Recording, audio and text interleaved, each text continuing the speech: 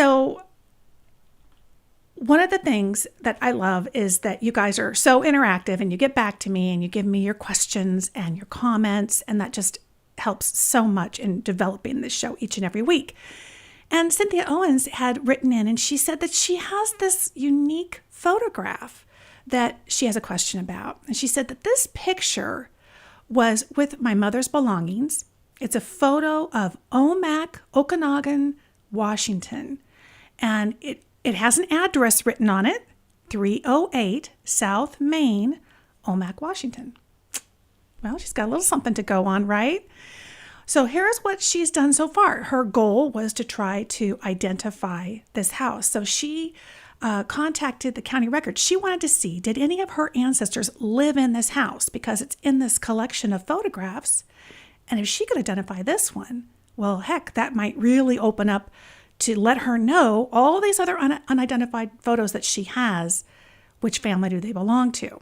Chances are it might be the same family who lived in that house. So she contacted the county records and looked at a couple directories, found the names of the last two owners of the house most recently. She did discover that the house was built in 1928. So she says, I have a lot of family on both sides of my parents who could have owned it up in Washington State. And she has hundreds of photos, black and white, no information on them. Can you feel her pain? I bet you can. We all have unidentified photos. And she says, there's a lot of people she doesn't know in the photos. So really, it's a gold mine. And this photograph might be the key to how to mine the gold mine. So our research question for today is, who owned the home at 308 South Main in Omak, Washington in the 1930s? Cynthia wants to get back to when the house was first built, which was 1928. And when I look at this photograph, and I can kind of compare it with many of the photos that I have from my grandparents from around that time frame, it definitely looks like a 1930 style home. And the photograph paper, to me, looks like around the 40s. It could be as late as the 50s. It could be earlier. It could be, 1928, 1930. It could be in the early 30s. But to me, it looks like it's around the early 1940s. But I can appreciate that she really wants to get back to who that original owner was and maybe who the owners were that they sold to, and see where the connection is in her own family. So I asked her for some surnames. You got to go look at your family tree, right? When you have any kind of a genealogical question like this, and see, make your checklist.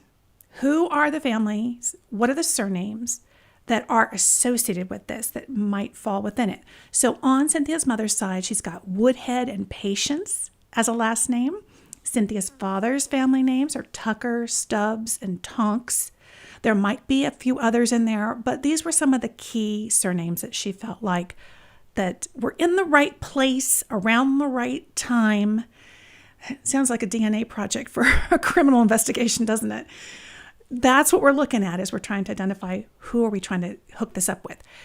So is it there today? Well, that was an easy question to answer because we went into Google Earth. I did, and I think she did as well. And absolutely, that house is still there today, 308 Main Street. So if you want to learn more about using Google Earth, of course, check out episodes 12 and 22 of Elevenses with Lisa. The first one, 12, will give you a really great introduction. 22, we really got into some unique projects, particularly around neighborhoods of your ancestors. So check that out. Okay, so my first instinct after episode 20, which was devoted to house histories, as you'll recall, and all of these episodes right now are available here on the YouTube channel, but also more specifically, the place to find stuff is genealogygems.com/Elevenses. Okay, that's how you get to video replays, the show notes, all that good stuff. Okay, so my thought was, thinking about that episode, I want to go do a real quick Google search and find out where I can find Okanagan County land deeds. There were several different options here and some sites talking about it. I looked at the digital archives for Washington State, which looked like a very promising lead. They didn't have records that went back that far. So it made sense to me that we need to go back to episode 20, and I want to bring our guest from that episode, Kathy Nielsen, back to the show, pose to her Cynthia's question, and let's get a refresh and apply what we learned in episode 20 to this episode, to this situation, and then from there we'll move on. So without further ado, Kathy Nielsen. Hi, Kathy. It's so good to have you back to the show. Welcome back. Hi, Lisa. It's wonderful to be back. Well, we have another kind of house history mystery for you. And I thought, before I kind of launch into some of the things that Cindy's going to be able to do online, I wanted to check in with you because I know that there's some key strategies that we should probably look at right away when it comes to trying to find out the history of this house. And her situation is this picture on the left. She's got the original picture of the house. She's found out that it was built in 1928. We've got an address, and we know it's still there on Google Earth. Where would you begin in terms of land records? Well, I would start with the Family Search Wiki. I love that wiki because it gives you an overall picture of what might be available. I went into the Okanagan County under Family Search Wiki, and I looked under land and property and court records, and I saw that the county recorder's office does date back to 1878. So I thought, great, it's got to be in there. We're looking at 1928, and so that was a good place to start. And excellent. Actually, I love that idea of family search. I can show you what I did initially was just a quick online search in the catalog. There are some land and property records, and it says 1874 to 1911. So there might be something through family search, but I'm looking at it, it looks like you have to go in person. So this may not be an option for her right away. Yes, and I'm not sure. Cindy said that she had done some title searches already, but I did look at the county auditor's department, which is where these records are, and I saw that. I saw that she could do a chain of title search for the house, starting with the names that she has or the most current owner. And the way you do it is you look at the grantee, which would be the person who bought the house. And once you have that, you go to the grantor, who's the person who sold the house. Now, when the grantor bought the house, they were a grantee. Right. So the grantee then bought it from another grantor, and you keep following this chain of ownership all the way back. I looked at Trulio, which is like Zillow, and I saw that the house was sold in 1997. So, and it was put on the market in 2013 and then removed from the market then. So we do know that there was a grantor and a grantee in 1997, and that may be a clue to more information. Now, those may be the people that Cindy already knows about. You know, checking out what is the option with the auditor's office where the records are. They do, in fact, don't have it online. So Cindy's going to have to go either down to the records office, which may be open or not. It probably is because it is a government office. But it looks like she can request a copy of a document through the records department, and that is on the Okanagan website in the auditor records. At the auditor office, documents recorded prior to 1993 have been scanned and are available for copying, but they are not available necessarily online. Right. So if they've been scanned, that means if Cindy writes to the records, the email that's there, which is records@co, I can send you this, then they might be able to just send her those scans, which would be great. They do charge $1 per page. I also would recommend that she might directly call them and they're open from 8 to 4. Apparently they're open according to the website. Great. So Now, let me check with you because you said if you knew who the current owner was, that's the most recent. And of course, Zillow and the other one, Trulio, doesn't Trulia, mention Trulia. Trulia. They don't say who the owner is, correct? No, they don't. Okay. So if she doesn't know that, but she did, I think, mention that she did some online directory research and found an owner in the 50s. Could she start there kind of midstream and then start going back? I think that that's a really good point, and I think that's where the directories come in. Yeah. So she's done some work already with the county recorder's office. So that's great. She's got some names. That's going to help her, and that's going to help them when she contacts them. But what she needs to do is just go through grantor, grantee, grantor, grantee, grantor. So she sets up her line, and that's going to give her the history of the house, and it should all be there. Now, I remember at one point when you were talking during our house history episode, there were some pieces of information you had to be the current owner. Can anybody go in with the name of a grantor and a year, let's say 1952, and say, I want the records from that far back? Do they have to prove anything about any association with the house?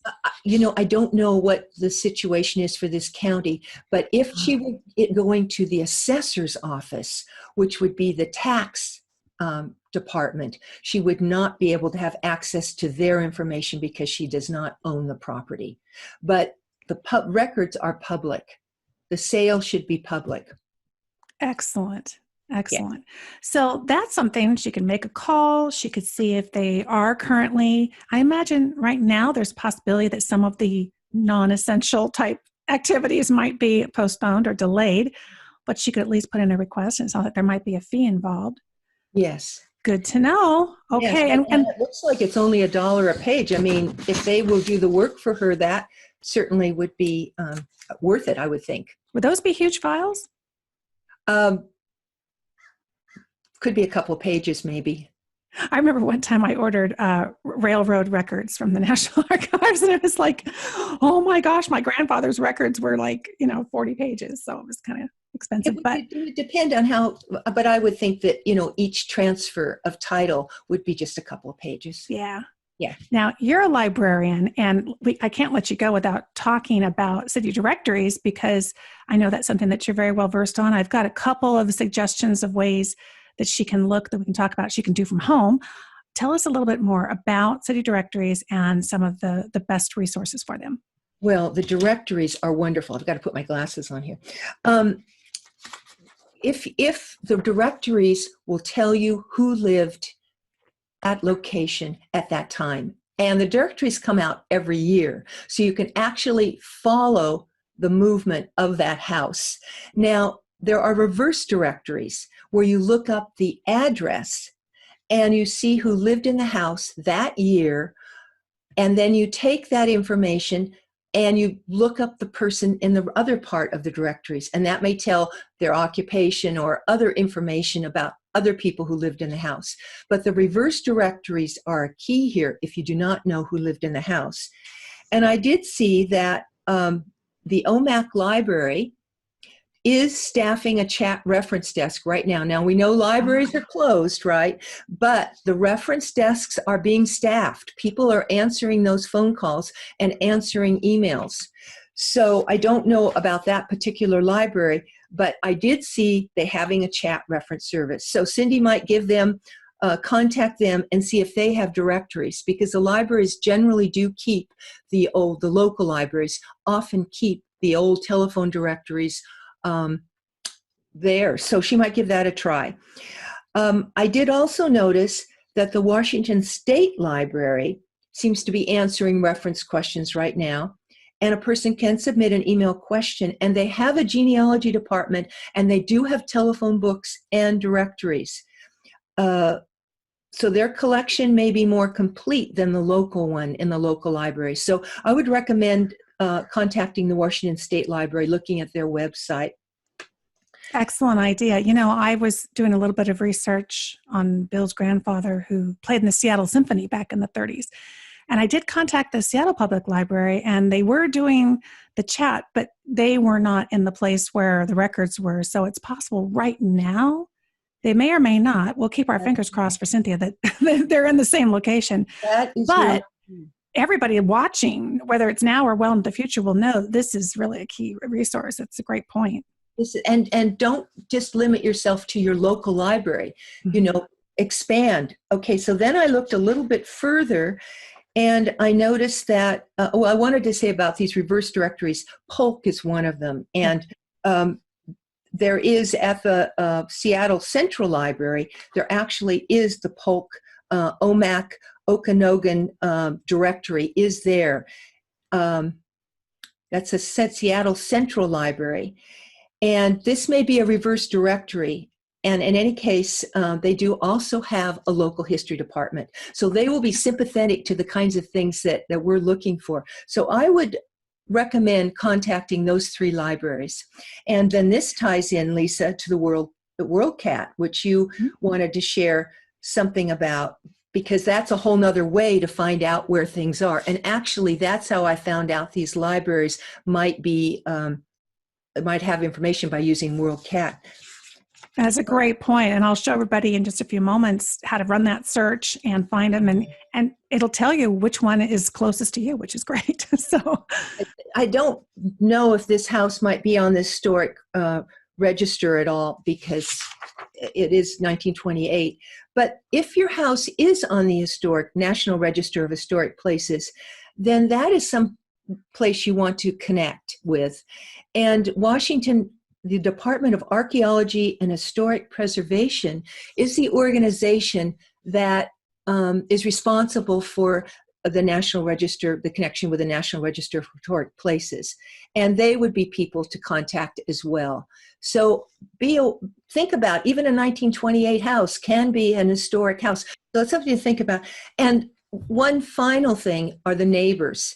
And I don't know if this is a neighborhood that Cindy has a contact with, but I do know the neighbors are so important. And when my husband and I were in Australia looking at an old house that he lived in as a child, we were walking down the street, and this elderly couple came by and said, "Can we help you?" And we said, "Well, this is the house that my husband lived in when he was a little boy." And they said, "Well, what is your name?" And we shared this, and they were neighbors when my husband was a little boy there. And they proceeded to tell us about the house, what had happened since he left, how they remembered him.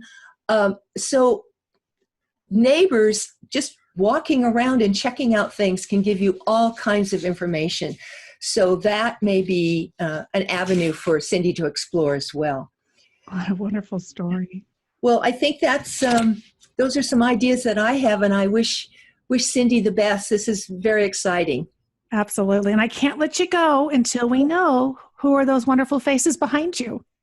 Oh, those are my kids. I was telling Lisa that I have had a whole wall of the school years of my kids, and I was evacuated in the fire, and I took them down, and I'm slowly putting them back up again. Scanning them this time to save them. Are you guys out of danger now? We are, thank you, yes. California is still definitely in danger, but our area, the fires are contained. So, well, we're very, very lucky and happy to have you here again. And of course, we always get to see you in live chat as well. So, Kathy, always a joy. Thank you so much for all your help. Thank you, Lisa. It's my pleasure. It's always so great to have Kathy back here on the show. And she had some wonderful ideas for things that we could do, kind of taking advantage of what we learned in that previous house history episode. But again, we want to not necessarily solve this for Cynthia, but give her all the items to pursue, kind of like I did after my Irish research consultation. And of course, I want to touch on some interesting strategies that you might be able to use yourself in your own research. And considering that we have such limited access right now, whether it's the ability to go in person and go to an archive or a registry office, an assessor's office, or whether they're even open, whether we're even living in the same location, I want to focus on a few more strategies that you can do right from home, right online to try to get around brick walls like this one. So one of the first things I wanted to mention to you was worldcat.org. Now, we touched on that when I was talking to Kathy, and really it's so simple. This is the world's library catalog. You go to WorldCat, and I just typed in Omak directory to see what city directories might be out there. And some of these could be online, but it's also going to tell me where we can find many that are offline, and we're going to have to visit in person or maybe make a request for a lookup. So when you click through and you find one that you want, whatever item it is that you're looking for, use WorldCat for everything genealogy. When you find an item, click it, and then come down here, enter your zip code. Okay, I just love this feature because it's going to take, sometimes you have a very long list of places where you could access this particular item, and it will put them in the order as to what's closest to where you live. So if you can make the trip now, awesome. If it's going to have to be on your list for sometime in the future when things open up a little bit more, then you can go and make that contact.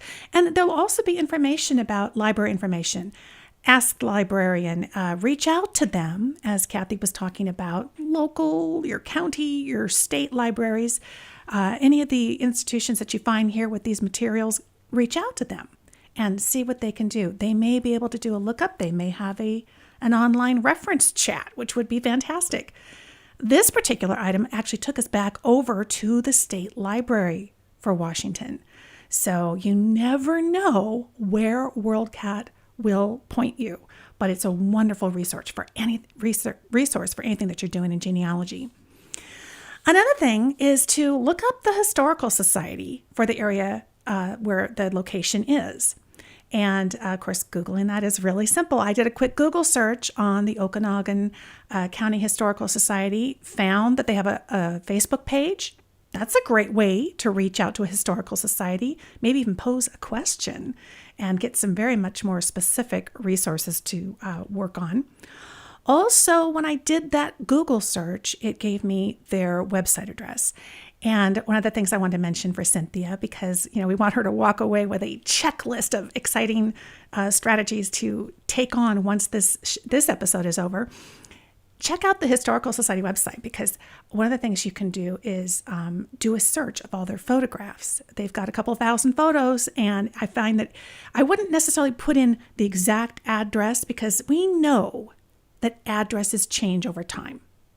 So I would just focus on Main Street and see what you get.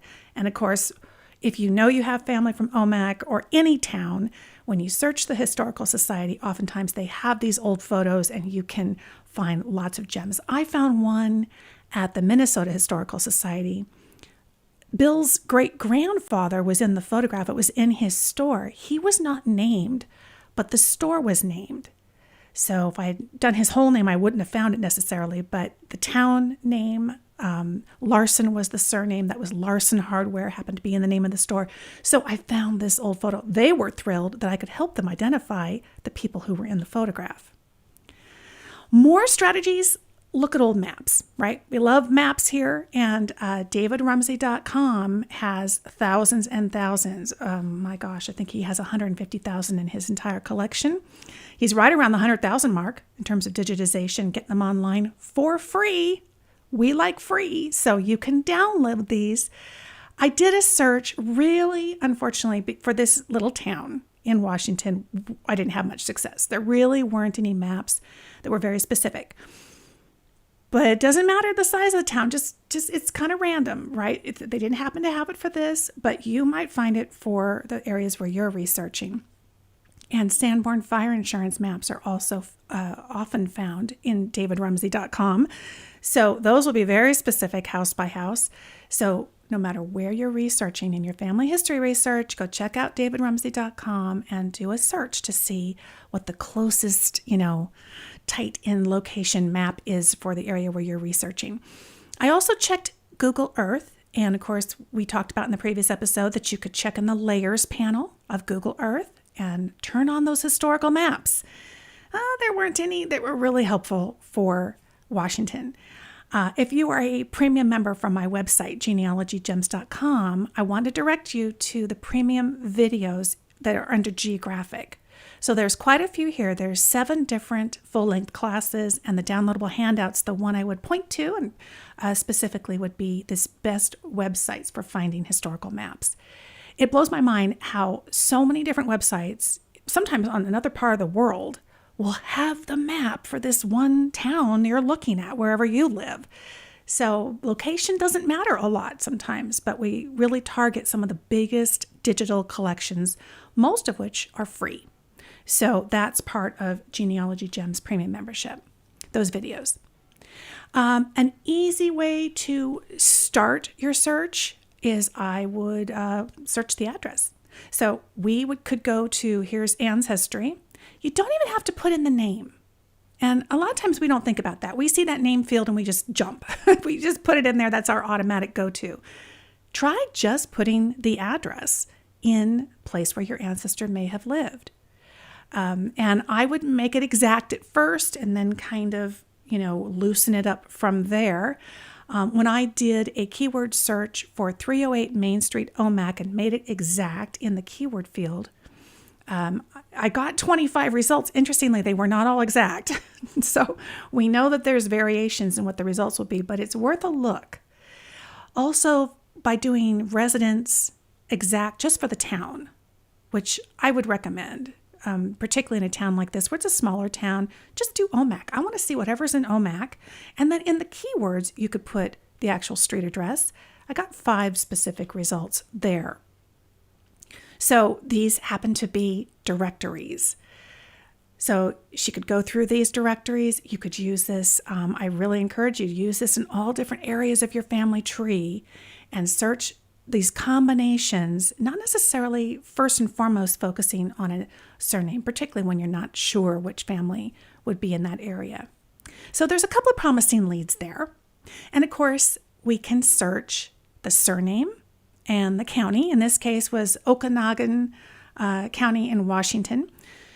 So Cynthia's mother's family names were Woodhead and Patience. I ran those through. We can do this at Ancestry. We could do it in MyHeritage, at Family Search, all the big genealogy records websites. I did find somebody named Paul Woodhead who was married in Okanagan County in 1941. And I'm going to be collecting all this together and giving these results to Cynthia so she can pursue them as well. She can look through her tree and see where there might be matches. I didn't find anybody with the surname Patience in Okanagan County at Ancestry. Looking at Stubbs, there were some people from the 1970s. Tonks, didn't find any Tonks in that area. But when it came to the surname Tucker, that seemed to be the most promising. And, you can see how when you're working on any kind of a project like this is that moment where you kind of say, maybe I need an Excel spreadsheet. It can help as you're kind of going through a location, matching up the names, keeping track of where you've looked. This is where your research log, I really encourage you. If you've never used a research log, this is a great example of a situation where you might want to do that. You could do that in Evernote, which is a note-taking app. You could do this in Excel spreadsheets. Bill's been pushing me more and more to kind of work with Excel, and I can see the benefits of it. Lots of great sorting features.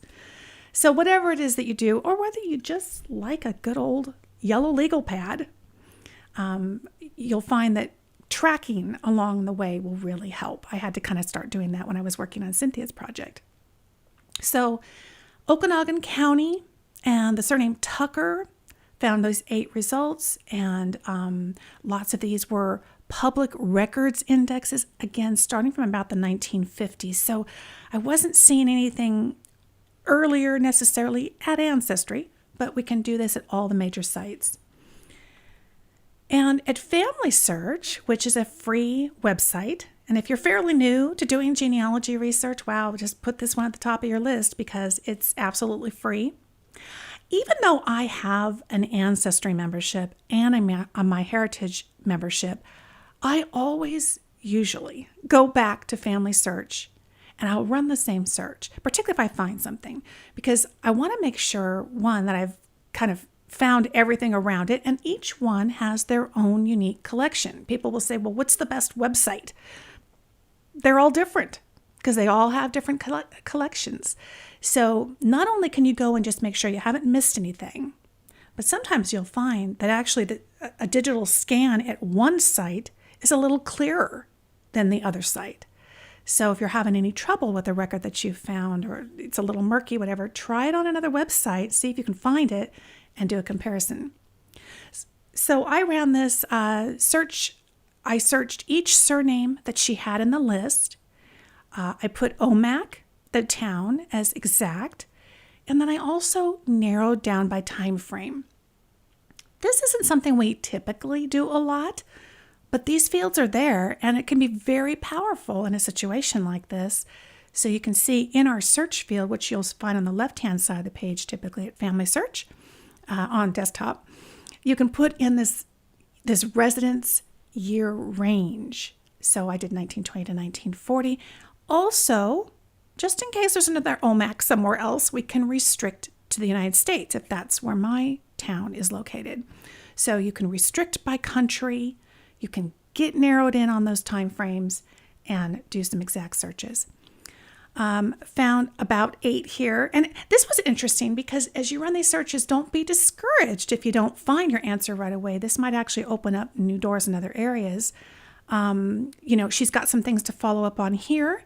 There's a Jesse Tucker who shows up a lot from this time frame. He died in 1965, so the Tuckers were in this area of Omak at this time.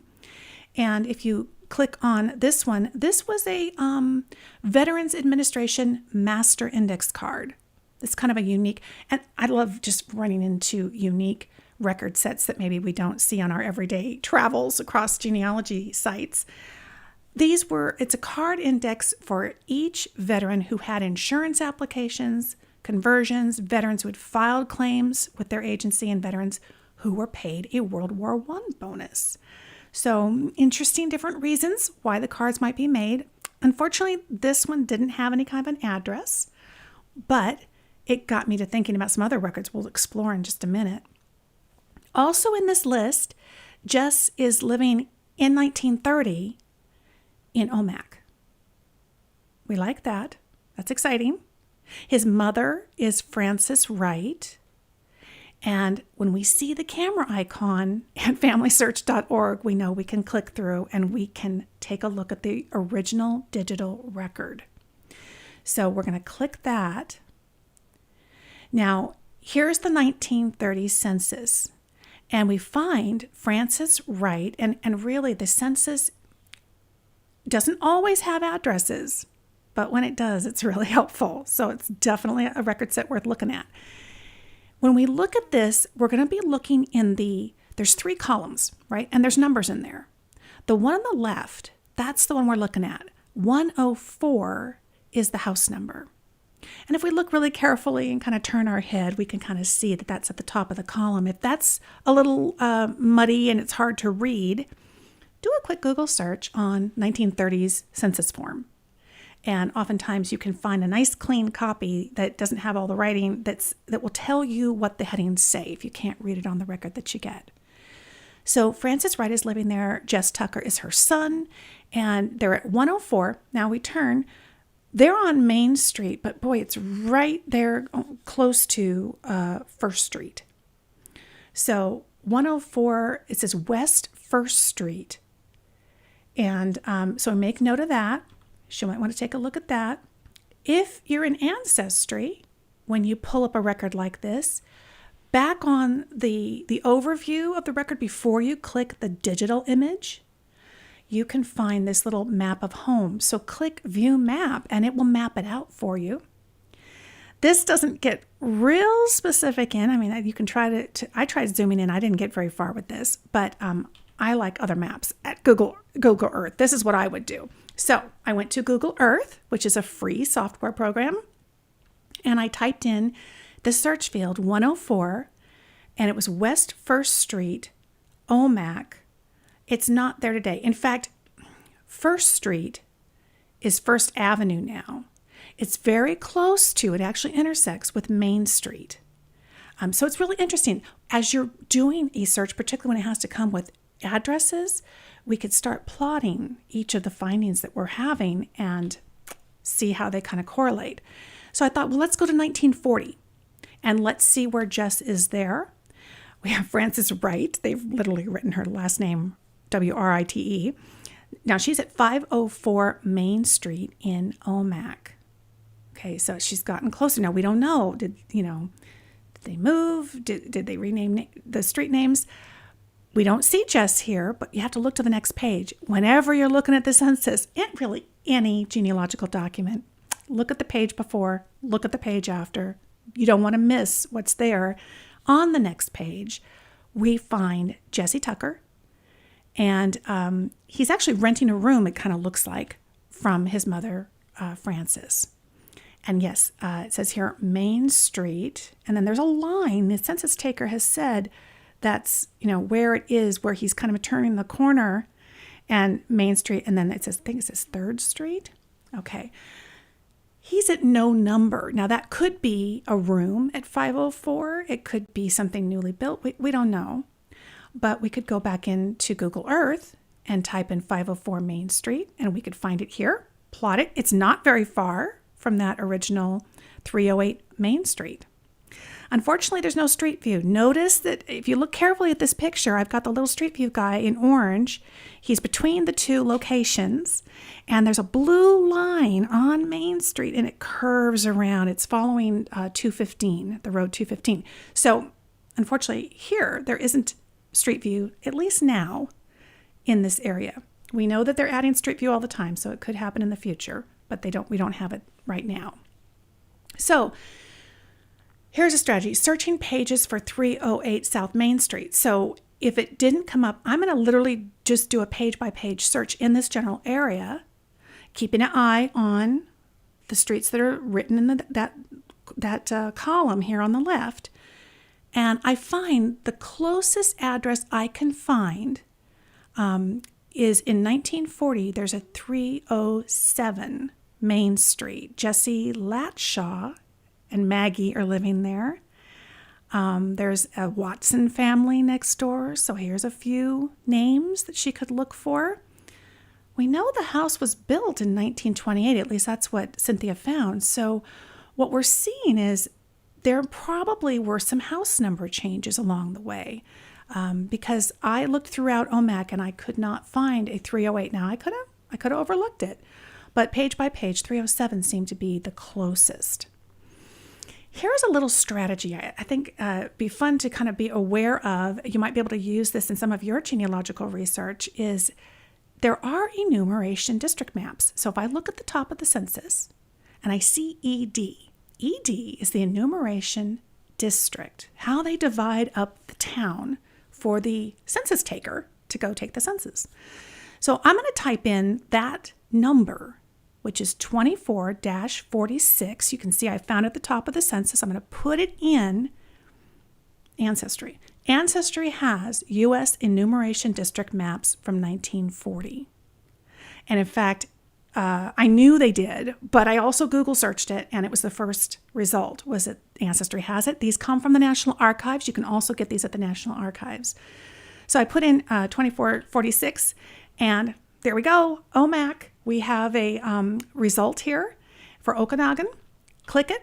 Here's what an enumeration district map looks like for this area. They're all different. This is what I've definitely found. So the enumeration districts are geographic areas designed to allow a census taker, the enumerator, to visit every house in the district within a 2-week period.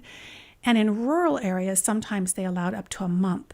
What's interesting about the Omak map is that you can see they're really focused on breaking this up for the enumerator. They numbered every house. In fact, they put numbers in circles in different neighborhoods.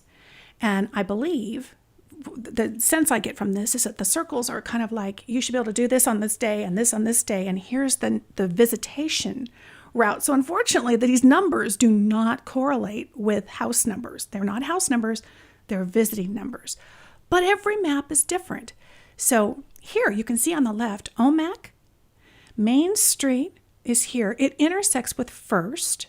So this is the area where that house is. On the right, you can see a map that comes from Stockton, California, where my grandparents lived. And Arcade was their street.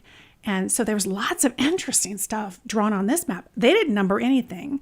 Well, there are some numbers on here, but it's not near as detailed as Omak did. So just know that everyone is different. They're super easy to find. Go find one and see what you can do for your family. Now, one of the things I started wondering was, by chance, could there be a state census? States did sometimes conduct their own censuses, and they oftentimes fell between the 1910, 1920. You're going to get a 1915. So like the every 5 years kind of a thing. They didn't conduct them every 5 years, but you might find them in between, kind of wedged in between the U.S. federal census. So I wanted to see, I'm going to Google it, and did Washington State have a state census in the 20th century? So I typed in state censuses in Google, and one of the first results here after the ad is state censuses at census.gov. I'm going to have this for you in the show notes. I'm going to have all this stuff in the show notes for this episode for you. genealogygems.com/Elevenses. This is a really nice page to have because every state is listed, and it will tell you every year that a state census was conducted. Now you've got something to go find. If you haven't collected the state censuses for your ancestors yet, you've got them every 10 years. This is going to be a fun project to do because I love that you just get that little bit more information out of a state census. Unfortunately, there are none, at least listed here, for Washington State after 1898. So another strategy, and I recommend this again across the board for your research, card catalog. Okay, the card catalogs at all these different genealogy sites are just a gold mine. They're going to tell you what they've got that might not be popping up in those searches that you're running for your ancestors. So at Ancestry.com, I'm going to go to the card catalog in the menu and go specifically searching for Okanogan County, Washington. And you find some interesting collections. This Postmaster's Index, who would have thought? Okay, so for Washington State, there's a Postmaster Index prior to 1965, and you can browse through the Okanogan cards, and they're all by family name, so they're alphabetical. Really easy to do, but this is a great example of a fun and unique resource that might be available in your area for your family tree that you wouldn't have necessarily come across in a regular search for people that you'd be doing at a genealogy website. I love stuff like this. Don't you love stuff like this? I do. World War I draft cards. There's so many different records we could talk about. We can't do them all in an hour, but I wanted to just mention, here's another example of something you don't think of in terms of, if you're working on a location, but they often include addresses. So I went into the World War I draft cards and just searched by the town. Omak, Okanogan, Washington.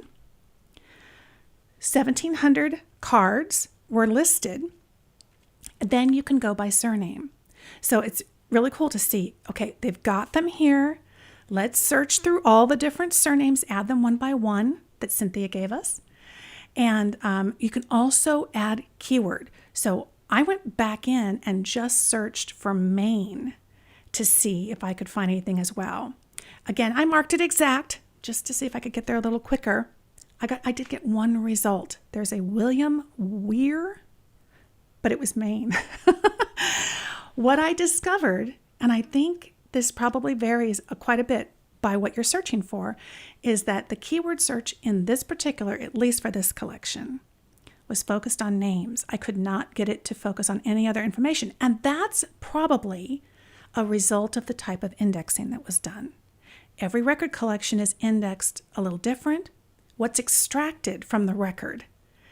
That record might include addresses, but that may not be what's being extracted and focused on, and then having search applied to it.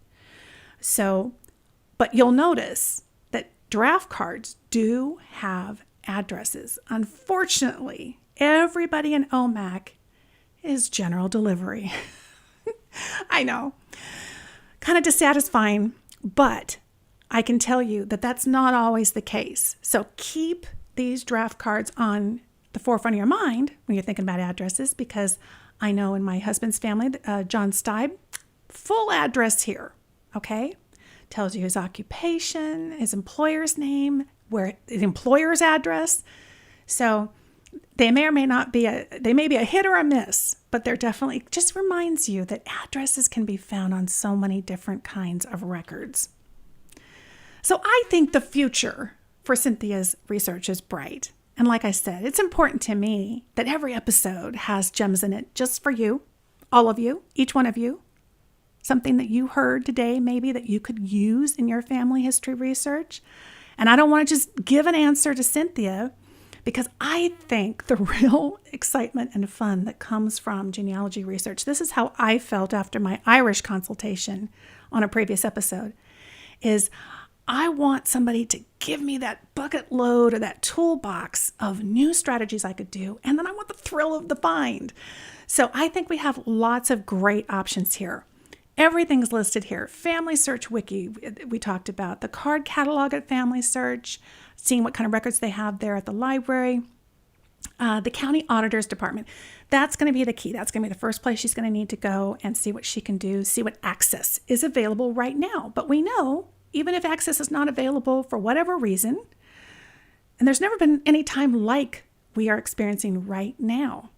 I mean, I can't think of a time when I was just told, no, you can't go there. We're in really unprecedented times, but don't let it stop you.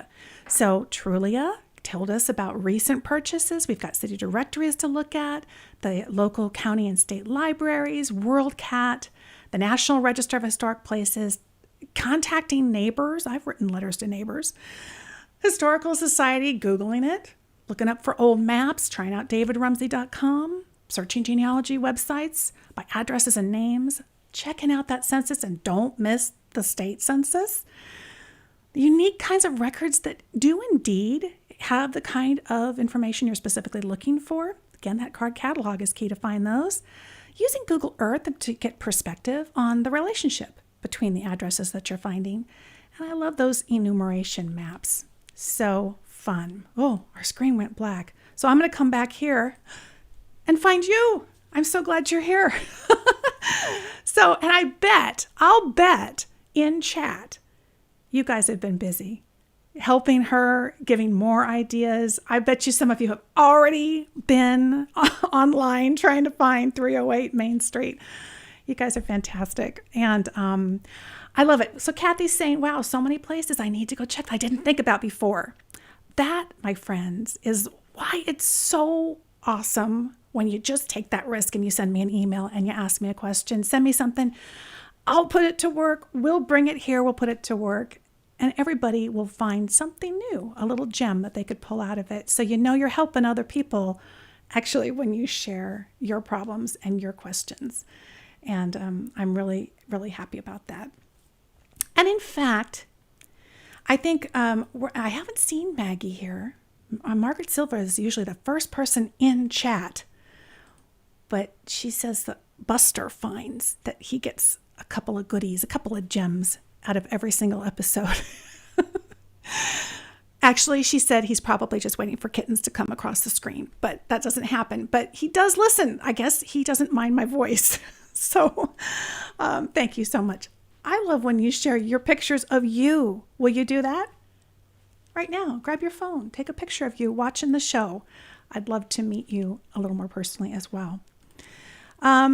That's, wow, a fast hour. Let me see if there's anything else. I'm just going to look over here and see what's going on in chat. And Cynthia, you are so welcome. Okay, so here's the deal. Gwen wants a genealogy cat too. I know. I still have my Ginger. We lost our 2 puppies this year, but I still have my Ginger. And she will walk across the desk, and then you never know where you're going to go online because she's hitting all the keys. Cynthia, I'm going to have all this put together for you, and we'll email you directly. Thank you for reaching out and sharing with us, because all of us learned a little something. I learned things while I was doing this for you. I want to thank Kathy Nielsen for helping us. Isn't she a wonderful friend of our show? And all of you can go to genealogygems.com/Elevenses. All the show notes are written up there for you. And show notes, it's just step by step. I keep meticulous notes of everything I'm doing, everything that came out of the PowerPoint, and everything that I showed, and I'll have the step by step for you there. And if you are a premium member of Genealogy Gems, my website, thank you, because you really help make this show possible. And I always have special goodies for you. Remember the premium videos that are going to help you out with particularly geographic research, but I have lots of other ones too, also solving unidentified photo cases. But for Elevenses, premium members, go and look down in the resources section of every single show notes page, because there is a downloadable ad-free PDF handout of the entire show. You know why I love those PDFs? You can search them. You can keyword search them. I put a lot of information in there. It's kind of long, but you can do that Control F and really quickly jump to land deeds, enumeration, whatever it is you're looking for, and you can get it really easily. Thank you so much, everybody. Everybody's got some new ideas. Oh, we have so much to do this weekend. Friends, stay smart, stay brave, keep your chin up. Come back here next week, okay? And before you leave, will you give the video a thumbs up if you're here on YouTube? Even if you're watching over at my website, Genealogy Gems, hop back to YouTube and give it a thumbs up. And make sure that you've clicked the subscribe button. That does so much to help support the show, but it also keeps us in your queue over at YouTube, which we really appreciate. Have a wonderful, wonderful week, my friends. I'll talk to you soon.